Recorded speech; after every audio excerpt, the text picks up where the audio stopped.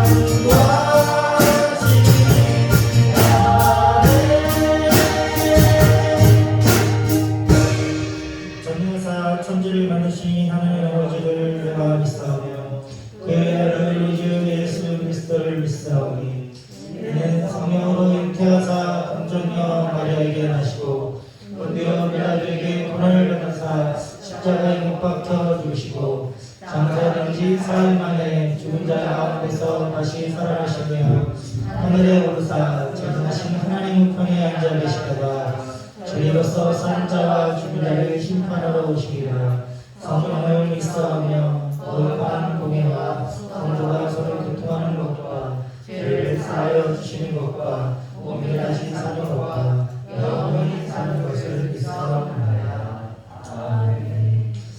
아멘. 우리 찬양하신 후에 당신의 영광을 찬양하신 후에 기도하시겠습니다.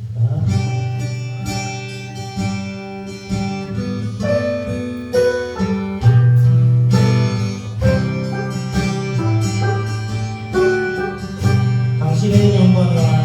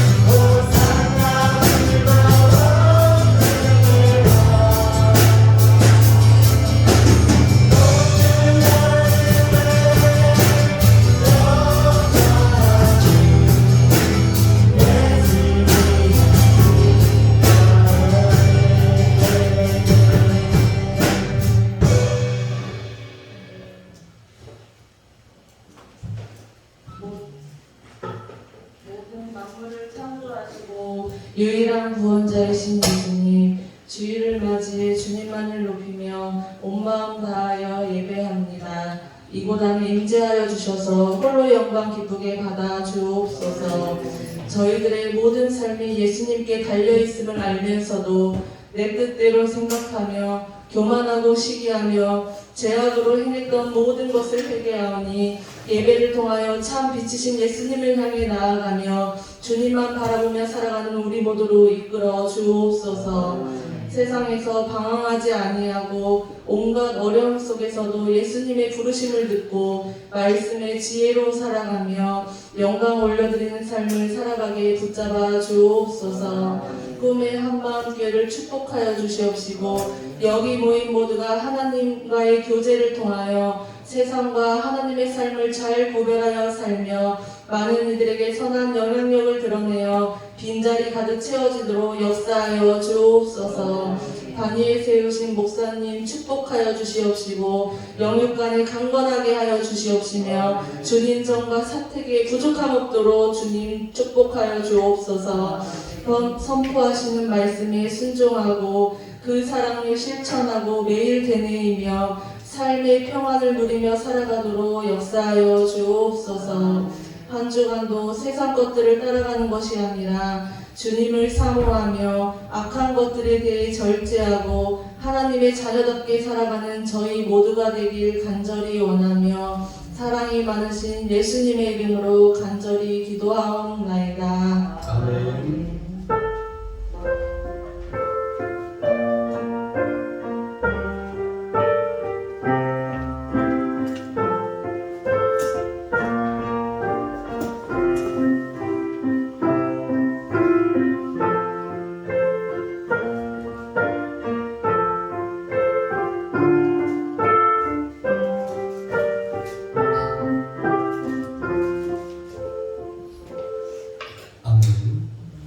하나님의 말씀은 창세기 27장 1절로 4절 말씀입니다. 창세기 27장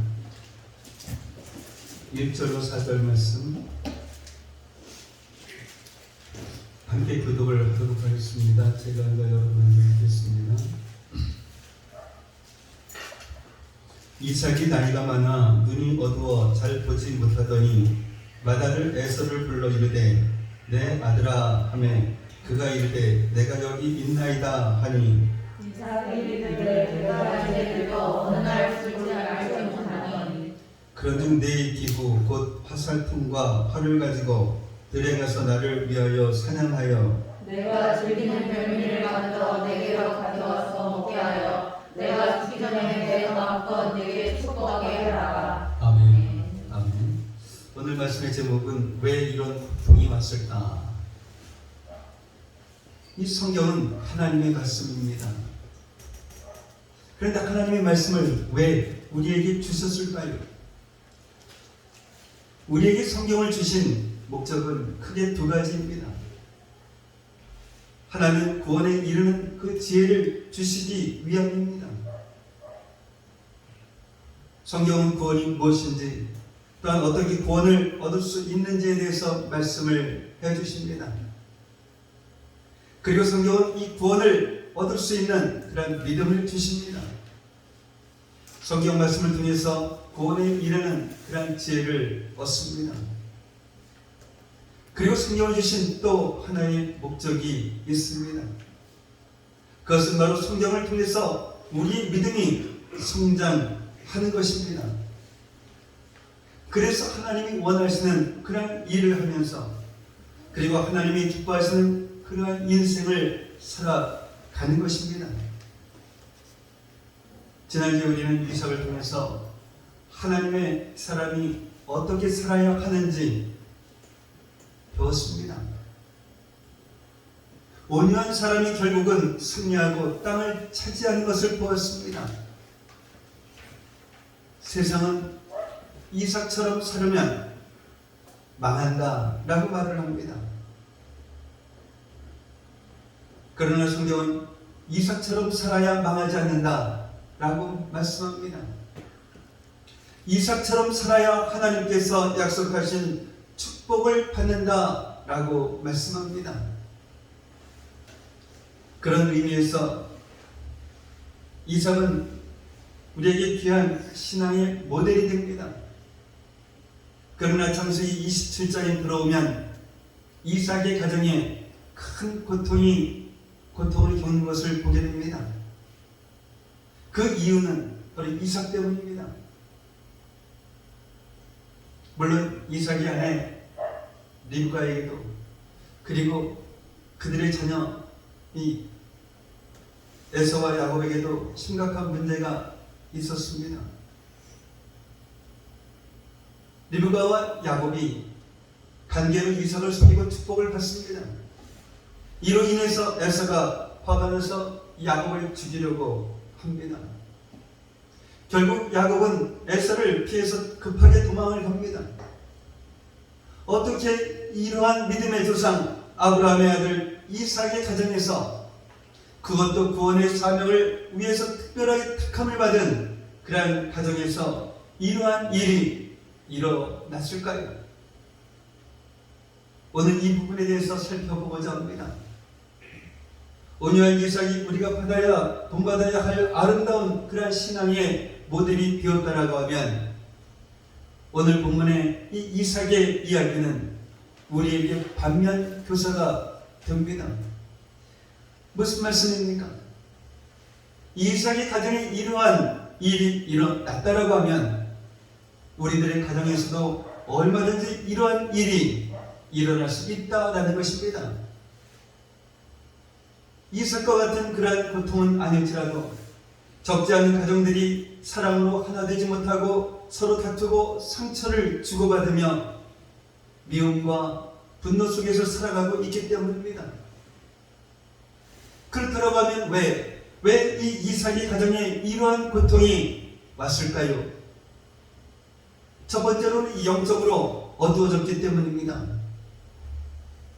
오늘 1절 말씀을 보면 성경은 이삭이 나이가 많아 눈이 어두워졌다라고 말씀하고 있습니다.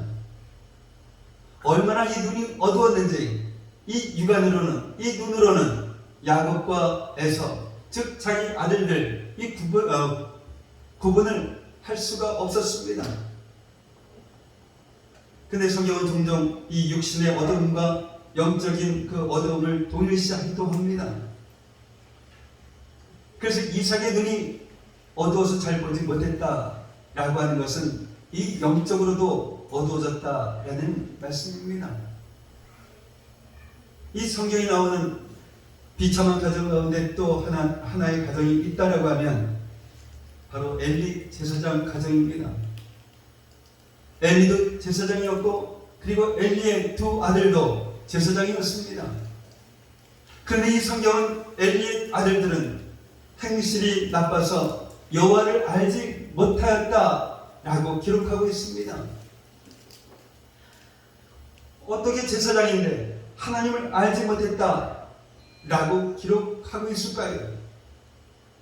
이 말씀을 들으면서 참으로 두렵습니다.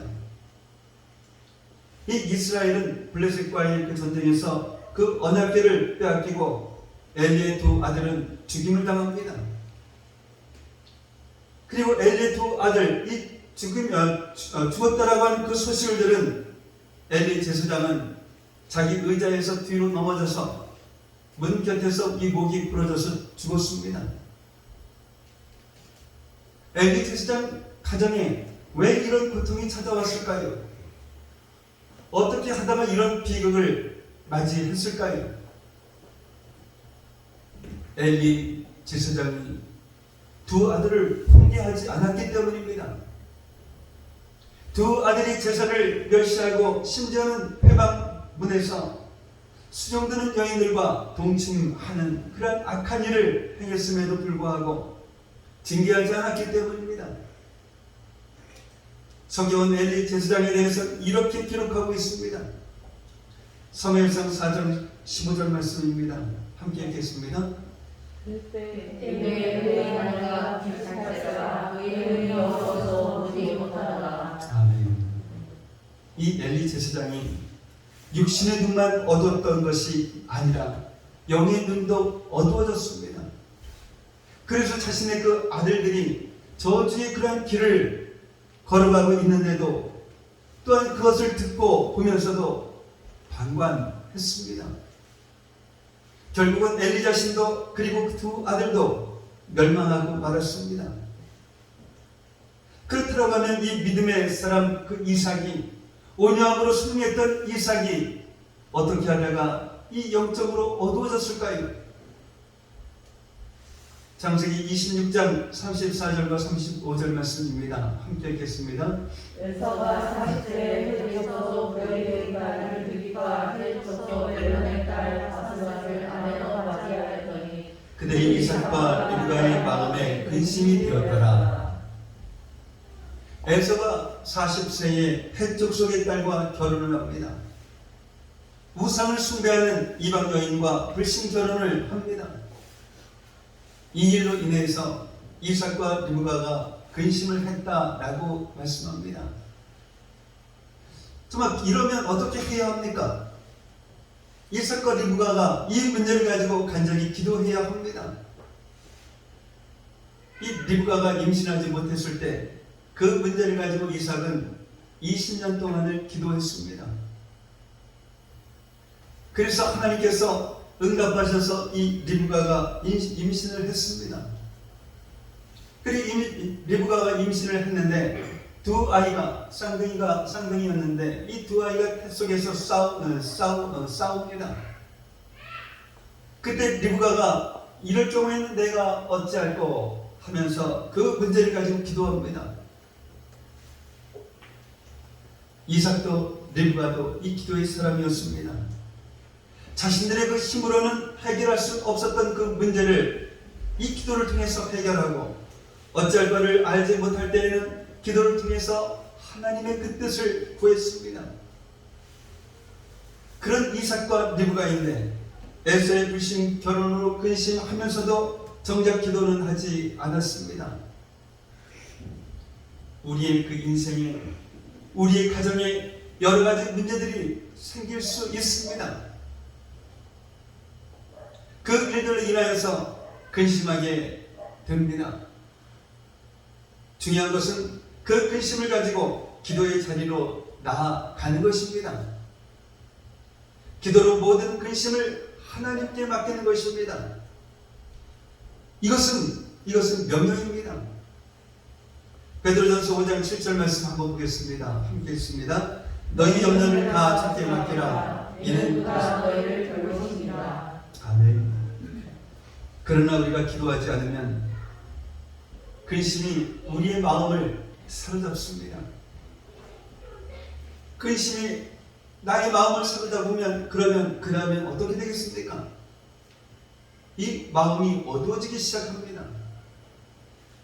영적으로 어두워지면 하나님의 뜻을 분별하지 못합니다. 그래서 자신이 옳다라고 생각하는 대로 행동을 하게 됩니다.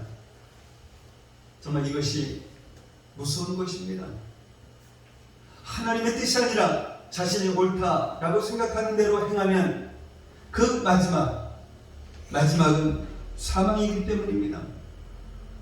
잠언서 14장 12절 말씀입니다. 한번 읽겠습니다. 어떤 일은 사람이 보기에 바르나 필요한 사망의 길이니라. 아멘. 그래서 자신의 그 인생에도 또한 가정에도 큰 고통을 초래하게 됩니다. 사랑하는 성도 여러분, 이 기도하고 있습니까? 여러분의 인생에 또한 여러분의 가정에 여러분의 일터에 근심거리가 생겼는데도 기도하지 않고 있다라고 하면 정말 큰일입니다. 아니 지금 당장은 아무 일도 일어나지 않을 수도 있습니다. 그러나 기도해야 할 때 기도하지 않으면 우리의 영의 눈이 점점 어두워집니다. 그러면서 이 근심만 정말 커져갑니다. 그런데도 기도의 자리로 나아가지 않으면 이 기도의 줄을 완전히 놓쳐버립니다. 그렇게 기도의 줄을 놓치고 살아가는 성도들이 얼마나 많은지 모릅니다. 이 창세기 26장은 에서가 40세에 결혼했고 이 일로 인하여서 이삭과 리브가가 근심했다라는 그 이야기로 끝이 납니다. 그리고 야곱의 축복을 받기 위해서 아버지 이삭을 숨기는 창세기 27장의 이야기가 이어집니다. 그런데 여러분 아십니까? 이 창세기 26장과 27장 사이에 무려 37년의 그 시간이 흘렀다라는 것을 말입니다. 그런데 37년 동안 성경은 이삭과 그의 가정에 대해서 아무런 그런 말씀도 없습니다. 정말 이 겉으로 볼 때에는 아주 평안한 것 같습니다. 특별한 문제도 생긴 것 없습니다.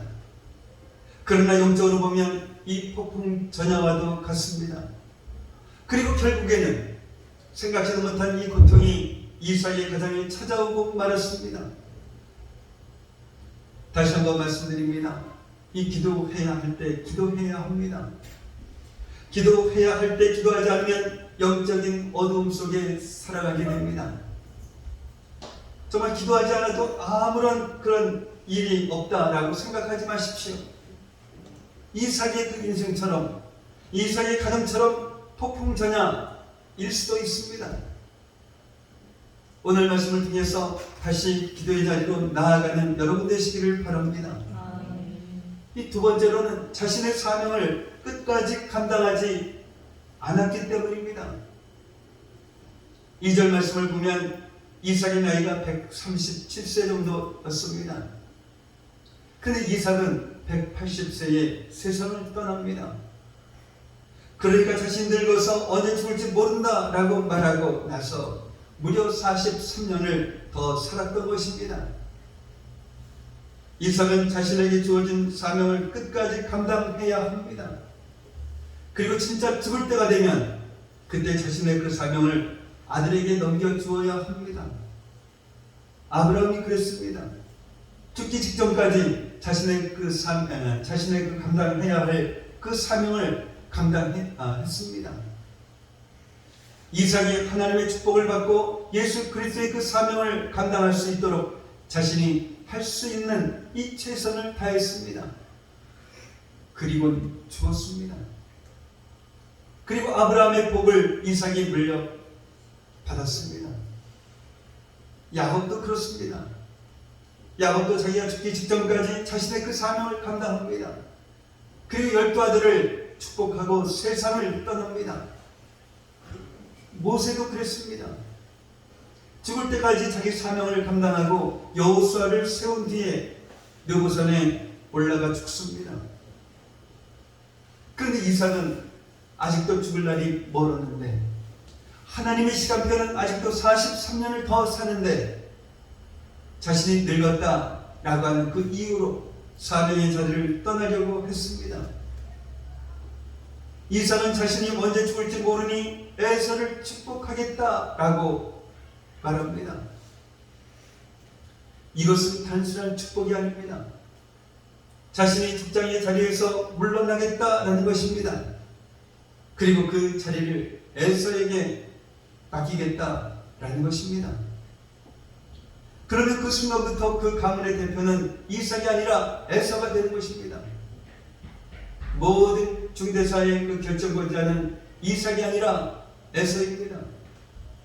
무엇보다도 이삭이 에서를 축복하겠다라고 하는 것은 자신이 받은 그 사명, 즉 예수 그리스도가 이 세상에 오시는 그 사명을 에서에게 물려주겠다라는 것입니다.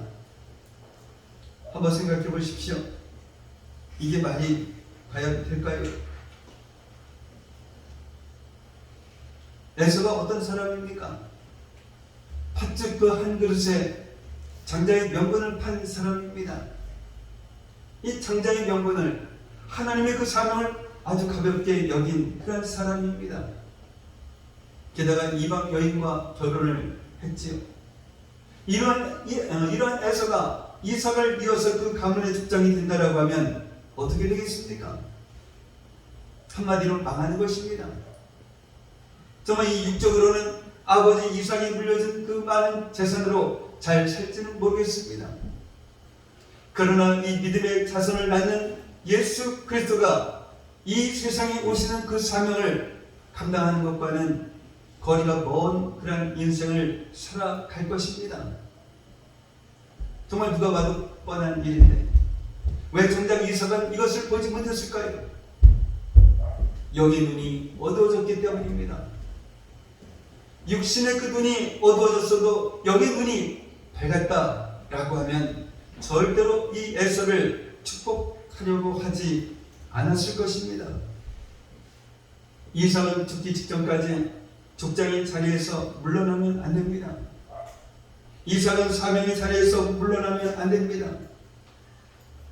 왜 우리 인생의 고통이 올까요? 이 사명을 감당하지 않았기 때문입니다. 예수님을 믿는 이 모든 사람은 사명이 있습니다. 어떤 사명입니까? 예수님을 전하는 그런 사명입니다. 예수님이 우리를 사랑하신 것처럼 서로 사랑하는 그 사명입니다. 예수님의 몸된 교회를 섬기는 그런 사명입니다. 이 직분만 서로 다를 뿐이지 사명은 모두가 다 동일합니다. 그 사명을 감당하기 위해서는 헌신해야 합니다. 자신의 그 시간과 물질과 에너지를 희생해야 합니다. 이 육신을 가지고 있는 사람에게 이것이 너무 부담스럽습니다. 그래서 이 사명의 자리를 빨리 물러나고 싶습니다. 이삭처럼 말이죠. 아들 에서가 사냥해온 그런 고기나 먹으면서 정말 편하게 살고 싶은 것입니다. 그래서 우리 인생에 이 고통이 오는 것입니다. 사명을 감당하기 위해서는 희생하는 또한 그런 힘든 그런 일이기도 합니다. 그러나 그것이 우리를 영적으로 살아있게 합니다. 때로는 지치고 힘이 듭니다. 그래서 낙심하기도 합니다. 그래서 모든 것을 내려놓고 아주 정말 이제는 편안하게 살고 싶습니다. 그러나 이 편안한 신앙생활은 없습니다. 신앙생활 자체가 자기 십자가를 지고 예수님을 따라가는 것인데 어떻게 편할 수가 있겠습니까? 이 신앙생활 자체가 정말 이 좁은 길을 걸어가는 길인데 어떻게 편할 수가 있겠습니까? 사명을 감당하다가 지쳤습니까? 낙심이 찾아오셨습니까? 그렇다면 주님을 바라보십시오. 정말 주님을 바라보십시오. 그러면 어떤 일이 일어날까요? 이사야서 40장 31절 말씀입니다. 함께 읽겠습니다. 오직 여호와를 닮아 자는 새 힘을 얻으리니 독수리가 날개치며 올라가 받을 것이요 다른 박질 하여도 공개하지 아니하겠고 걸어가도 피곤하지 아니하리로다. 아멘. 정말 하나님께서 새 힘을 주신다라는 것입니다. 그래서 독수리처럼 날아오르게 합니다. 우리를 힘들게 하는 그런 관계는 그렇다고 해서 관계는 변함이 없습니다. 우리를 낙심케 하는 이런 문제와 상황은 아주 그대로입니다.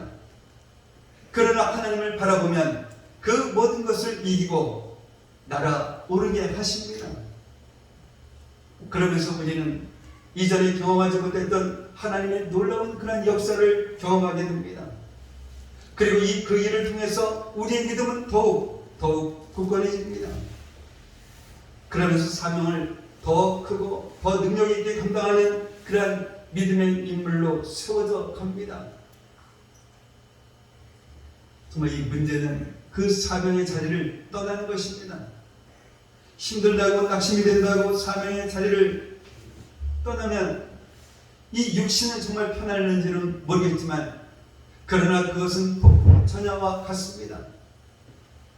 생각지도 못했던 그러한 고통을 만나게 됩니다. 자신의 사명을 끝까지 감당하는 그런 것은 자신의 자리를 끝까지 지키는 것입니다. 이 예배의 자리, 기도의 자리, 또한 교제의 자리, 훈련의 자리, 봉사의 자리, 전도의 자리는 이 성도가 지켜야 할 그런 자리가 있습니다. 그 자리를 끝까지 지키십시오. 나이가 먹었다라고 해서 그 자리를 떠나면 안 됩니다. 정말 이 죽을 때까지 그 자리를 지켜야 합니다. 그러면 만나지 말아야 할 그 고통을 만나지 않습니다. 남편으로서 아내로서 자신의 자리를 끝까지 지키십시오. 부모로서 자녀로서 자신의 자리를 끝까지 지키십시오. 그러면 어떤 어려움도 어떤 고통도 이겨낼 수가 있습니다. 학생으로서 또한 직장인으로서 자신의 그 자리를 지키십시오. 자신의 그 자리를 잘 지키면 그것만으로도 60점 받습니다. 잘하면 정말 좋지요. 90점, 100점이면 정말 좋지요. 그러나 자신의 그 자리를 지키기만 해도 낙제는 아닙니다. 하나님께서 인정해 주십니다. 왜냐하면 그 자리는 하나님께서 허락하신 그러한 자리이기 때문입니다. 자리를 지키는 것은 최소한 하나님의 그 주권에 순종하는 것이기 때문입니다. 그런데 이 자리를 지키는 것도 정말 쉽지는 않습니다. 사실 이 자리를 지키는 것이 보통 힘든 일이 아닙니다. 이 고통이 따르기 때문입니다. 그러나 이 사명을 감당하기 위해서 치러야 하는 그 고통, 하나님께서 허락하신 자리를 지키기 위한 그 고통은 정말 귀한 고통입니다. 그 고통을 통해서 하나님의 크신 그런 은혜를 경험하게 됩니다. 그 고통은 우리를 성장하게 합니다. 그리고 그 고통에는 상급이 있습니다. 자리를 떠나면 당장은 이 육신이 편할지는 모르겠지만 반드시 고통이 찾아옵니다. 그런 고통은 만나지 말아야 할 고통입니다. 그 고통은 우리의 인생과 가정을 비참하게 만드는 그러한 고통입니다. 하나님의 그 마음을 아프게 하고 서로에게 깊은 상처를 주는 그러한 고통입니다. 이러한 고통이 많으면 많을수록 하나님의 그 응답, 하나님의 역사는 지체될 수밖에 없습니다. 어차피 이 고통이라는 이 대가를 지불해야 한다라고 하면 우리 인생과 가정을 무너뜨리고 하나님의 역사를 막아서는 그런 고통이 아니라 우리 인생과 가정을 이 믿음의 반석 위에 든든히 세우고 하나님의 뜻을 이루며 영원한 상급을 받는 그러한 고통을 감당하시는 그러한 여러분들 되시기를 바랍니다. 마지막 세 번째로는 하나님의 뜻에 불순종했기 때문입니다. 오늘 본문 4절 말씀을 보면 이삭은 에서가 사냥한 그 고기를 좋아하므로 에서를 사랑했습니다. 반면에 리브가는 장막에 거주하는 자신과 많은 그런 시간을 보내는 그런 야곱을 사랑했습니다. 자식을 사랑하지 않는 그런 부모가 어디 있겠습니까? 그러나 자신과 이 코드가 맞는 그런 자녀가 있는 것은 사실입니다. 요즘 말로 하면 이 이삭은 에서와 코드가 맞았고 리브가는 이 야곱과 코드가 맞았습니다. 그래서 이삭은 에서를 더 사랑했고 리브가는 야곱을 더 사랑했습니다. 얼마든지 이러한 일은 있을 수가 있는 그런 일입니다. 그런데 문제는 이것으로 인해서 이삭이 하나님의 뜻마저 거역했다라는 것입니다. 이 리브가가 뱃속에서 싸우는 그 아들들로 인해서 기도했을 때 하나님께서 분명하게 말씀을 해주셨습니다. 창세기 25장 23절 말씀입니다. 함께 읽겠습니다. 여호와께서 그에게 이르시되 두 국민이 내 태중에 있구나. 두 민족이 내 복중에서부터 나뉘리라. 이 족속이 저 족속보다 강하겠고 큰 자가 어린 자를 섬기리라 하였더라. 아멘. 하나님께서 이 장남 에서가 아니라 둘째 야곱을 택하셨습니다. 그러면 이삭은 에서가 아니라 야곱을 축복해야 합니다. 앞에서 말씀드렸던 것처럼 이삭의 축복은 가문의 족장을 세우는 것입니다. 나아가서 예수 그리스도의 그 사명을 이어갈 믿음의 아들을 세우는 것입니다. 그래서 아무리 에서를 사랑해도 에서를 축복해서는 안 되는 것입니다. 왜냐하면 하나님께서 에서가 아니라 야곱을 이미 택하셨기 때문입니다. 그런데 이삭은 하나님의 뜻을 불순종하고 있습니다. 하나님의 그 구원의 역사에 불순종하고 있습니다. 얼마나 무서운 불순종인지 모릅니다. 에서는 자신이 하나님의 축복을 받을 그 자격이 없다는 것을 스스로 증명한 그런 사람입니다. 팥죽 한 그릇에 장자의 명분을 팔았습니다. 하나님의 그 축복을, 하나님의 사명을 가볍게 여긴 사람입니다. 에서가 원하는 것은 오직 육의 축복이지 영의 축복은 아니었습니다. 그런데도 이삭은 이 에서를 축복하려고 했습니다. 이삭의 축복은 자신의 가문의 그 장자를 공식적으로 인정하는 그러한 행위입니다. 이삭의 축복은 하나님이 주신 그 사명을 감당할 사명자를 세우는 거룩한 예식입니다.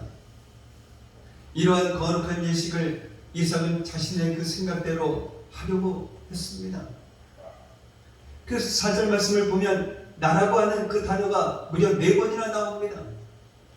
이삭의 축복은 하나님을 대신하는 거룩한 예식인데 이삭이 하나님의 그 뜻을 생각하지 않고 자기 마음대로 하고 있다라는 것입니다.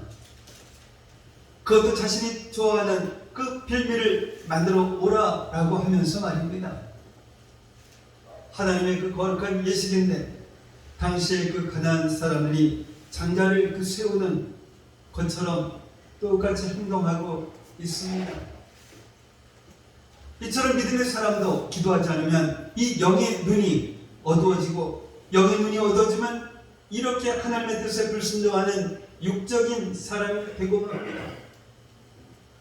그래서 이 이삭의 인생과 가정이 말로 다 할 수 없는 그런 고통이 찾아오는 것입니다. 인류 최초의 가정, 아담과 하와의 가정은 정말 행복했습니다. 아담이 내 뼈 중에 뼈요 살 중에 살이라 이렇게 할 만큼 사랑으로 한 몸이 되어서 살았습니다. 아름다운 가정이었죠. 그런데 아담과 하와가 선악과를 먹지 말라는 그런 하나님의 말씀에 불순종합니다. 그리고 이 불순종으로 인해서 아담과 하와의 관계가 깨어집니다. 하와를 향해서 내 뼈 중에 뼈요 살 중에 살이라 라고 고백했던 이 아담이 바로 그 하와 때문에 죄를 지었다 라고 변명을 합니다. 결국 이 가정은 에덴 동산에서 쫓겨납니다. 그리고 겪지 말아야 할 그런 고통 속에서 살아가게 됩니다. 그러나 아담의 이 가정의 고통은 이것으로 끝이 아니었습니다. 형 가인이 동생 그 아벨을 죽이는 말로 다 할 수 없는 그러한 고통을 겪었습니다. 왜 이러한 고통이 왔을까요? 아담과 하와가 하나님의 말씀에 불순종했기 때문입니다. 하나님은 성도들을 보호하십니다. 눈동자같이 지키십니다. 물론 하나님의 말씀에 순종해도 여러 가지 그 고통을 만날 때가 있습니다. 그러나 앞에서 말씀드렸던 것처럼 그 고통은 바로 우리에게 복이 됩니다. 그리고 하나님은 우리가 정말 감당할 수 있는 그런 시련만 허락하십니다. 그리고 또한 피할 길을 주시기도 하십니다. 그래서 하나님의 뜻에 순종하는 사람은 어떤 고난도 넉넉히 이겨냅니다. 그리고 놀라운 그런 그 부흥을 경험합니다. 그러나 우리가 불순종하면 하나님의 그 보호의 울타리가 사라집니다. 하나님의 보호의 울타리를 우리 스스로 무너뜨리기 때문입니다. 그리고 마귀에게 우리 그 문을 열어주게 됩니다. 이삭의 그 인생에, 이삭의 가정에 이런 고통이 온 것은 이삭이 불순종했기 때문입니다. 하나님의 보호의 울타리를 무너뜨렸기 때문입니다. 그래서 아내 르브가가 남편을 속이기 위해서 아들 야곱을 부추기고 야곱은 하나님의 이름까지 사용해 가면서 자신의 그 아버지를 속이고 자신이 그 팥죽 한 그릇의 장자의 명분을 팔았음에도 불구하고 에서는 이 일에 분노하면서 야곱을 죽이려고 하고 그래서 야곱은 급하게 도망을 가게 됩니다. 야곱이 도망간 이후에 이삭과 르브가와 에서가 어떤 모습으로 살아갔을지 상상이 됩니다. 어쩌다 이삭의 이 가정이 하나님의 은혜와 축복을 받은 이 믿음의 그러한 가정이 이러한 지경까지 갔을까요? 바로 이 불순종했기 때문입니다. 내 인생에, 내 가정에 왜 이러한 고통이 왔을까? 불평하거나 원망하지 마시고 정말 이것은 누구 때문이다 라고 책임전가하지 마시고 진실하게 하나님의 그 말씀 앞에 서 보시기를 바랍니다. 그리고 오늘의 말씀을 깊이 생각해 보면서 지금 내가 기도하고 있는지 혹시 기도의 불이 꺼져 있지는 않은지 그래서 영적으로 어두워 있지는 않은지 한번 점검해 보셔야 할 것입니다.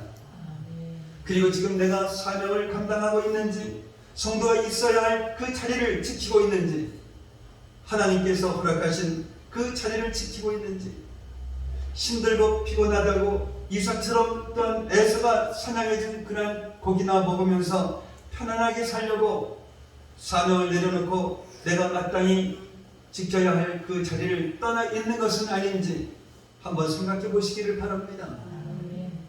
그리고 하나님의 말씀에 불순종하고 있지는 않은지, 하나님의 뜻을 알면서도 내가 좋다고 또한 내가 싫다고 불순종하고 있지는 않은지, 불순종함으로 하나님의 보호의 울타리를 내 스스로 무너뜨리고 또한 이 마귀에게 내 문을 열어주고 있는 것은 아닌지 한번 점검해 보시는 여러분 되시기를 바랍니다. 만약에 그렇다라고 하면 회개해야 합니다. 정말 기도하지 않아도 사명을 감당하지 않고 내가 있어야 할 자리를 떠났어도 하나님의 뜻에 불순종하고 있어도 지금 내 주변에 아무런 이상이 없다고 안심하지 마십시오. 거짓된 이러한 평안에 속지 마십시오. 이 상태가 바로 이 폭풍 전야입니다. 그래서 하나님께서 오늘 이 말씀을 주시는 것입니다. 겪지 말아야 할 그 고통을 겪지 말라라고 말입니다. 다시 기도를 회복하고 다시 사명을 감당하며 불순종을 회개하고 다시 순종의 자리로 나아가는 그런 저와 여러분들이 되시기를 예수님의 이름으로 축복합니다. 사랑의 아버지 하나님 감사합니다. 오늘 말씀을 통해서 이삭의 가정과 같은 그러한 고통은 아닐지라도 우리들의 가정에도 얼마든지 사랑으로 하나 되지 못하고 서로 다투고 상처를 주고받으며 미움과 분노 속에서 살아갈 수 있음을 깨닫게 하시니 감사를 드립니다. 왜 우리에게 이러한 고통이 찾아오는지에 대해서는 영적으로 어두워졌기 때문이라 말씀하시며, 가정에 문제가 있을 때 근심하거나 걱정하는 것이 아니라 먼저 그 문제를 가지고 기도해야 함을 깨닫게 하셨사오니, 기도하지 않음으로써 영의 눈이 점점 어두워지지 않는 그런 저희들 되게 하시고, 어떠한 문제 앞에서도 먼저 기도의 자리로 나아가는 그런 저희들 되게 하옵소서. 또한 자신의 그 사명을 끝까지 감당하지 않을 경우 고통이 찾아온다 하셨사오니, 자신에게 주어진 예수님을 전하는 그 사명을 끝까지 감당함은 물론 헌신과 때에 따라서는 그 희생을 감당함으로써 하나님께서 주시는 그 새 힘을 받아 독수리처럼 날아오르는 그러한 저희들 되게 하옵소서. 그리고 하나님의 뜻에 불순종할 때 고통이 찾아온다 하셨습니다. 그러나 하나님은 우리가 감당할 수 있는 그런 시련만 허락하시고 피할 길을 주신다라는 것을 확실히 믿고 하나님의 뜻에 순종하며 살아가는 저희들 되게 하옵소서. 예수님의 이름으로 기도하옵나이다. 아멘. 찬양하시면서 주님의 시험을 준비드리도록 하겠습니다.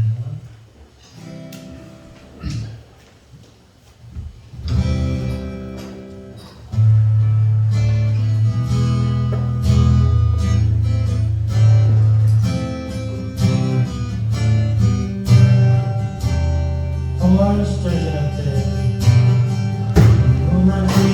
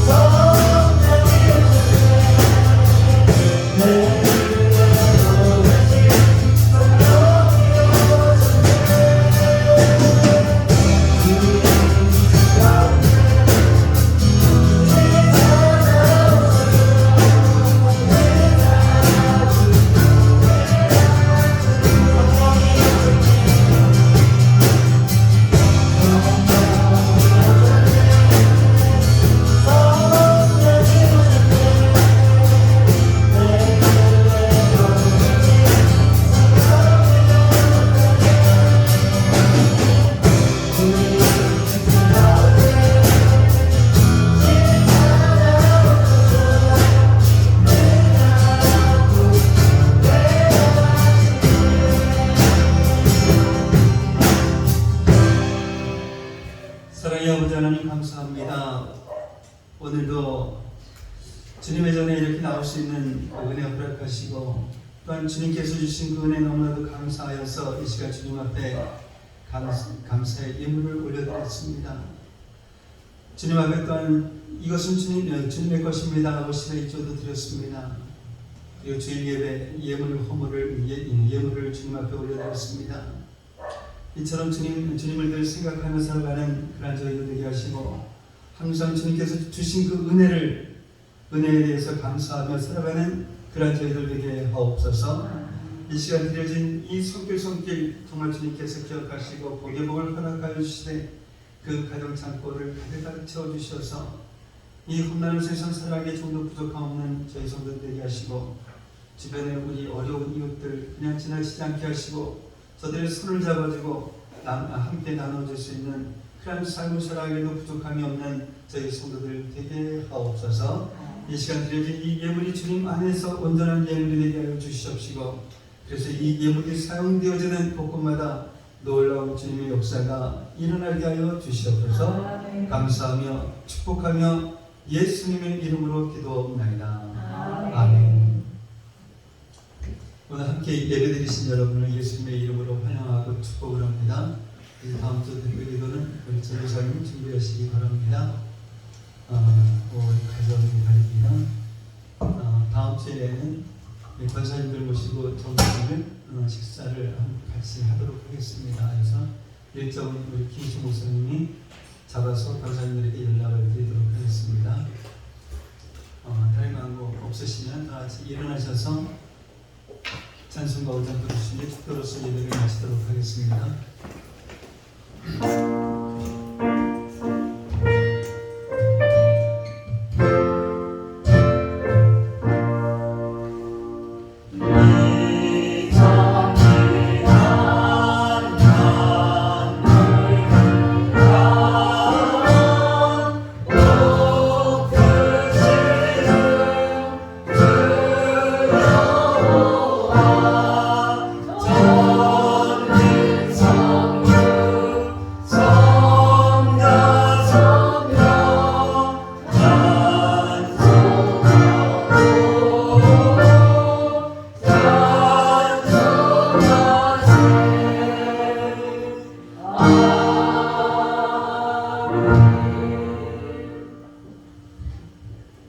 이제는 우리 주 예수 그리스도의 은혜와 하나님 아버지의 무한하신 사랑하심과 내주하시는 성령님의 감화 감동 충만 교통하시니 오늘 말씀을 통해 우리에게 고통이 찾아오는 그 이유를 깨닫게 하시고 이제는 날마다 기도하며 각자에게 주신 그 사명을 잘 감당하며 그리고 순종의 자리로 나아가는 믿음의 자녀들이 되리라 다짐하며 들어가는 성도들 머리 위에 성도들의 가정과 모든 생활 위에 그리고 직장과 사업장 위에 그리고 공부하는 학생들 머리 위에 이제로부터 영원까지 함께 있을지어다.